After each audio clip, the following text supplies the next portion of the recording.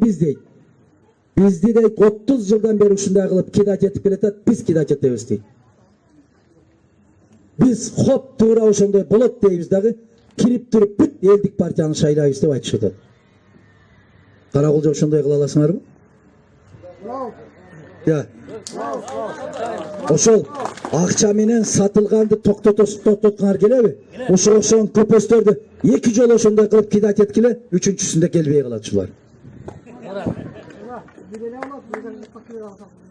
Буюрса. Эмне дейин дедиңиз эже? Шуак кызым. Биз келип ушул жерде Кыргызстанды көтөрөм, Кыргызстандын ардактуу жигити болом дегендерди баарыбыз эле колдойбуз. Бирок азыркыдай ушак айтканды токтотуп туруп өзүңдүн планың айт, кандай программаң бар ушуну айт. Мына иттер дедиң, ошолордун арасында биз дагы барбыз. Каракулжанын өзүнө келип алып, каракулжаларды иттер десең, сени ким жакшы көрөт? Эже. Гавим бүтелек, туруп.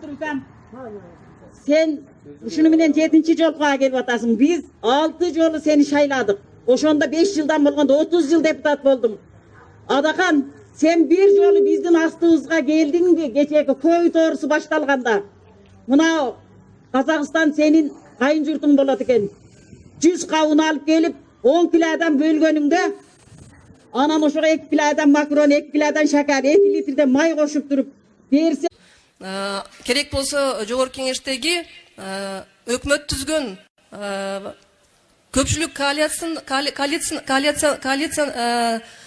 көпчүлүктүн дагы жоопкерчилиги болсун деген мыйзамды кабыл алабыз деп ушул программаны. Талас 2020 17 сентябрь четверг. Мынаке кайын завод. Мына жүрүп келаткан машина, жол, гололед, мынаке жигиттер. Карабалга баарыңар.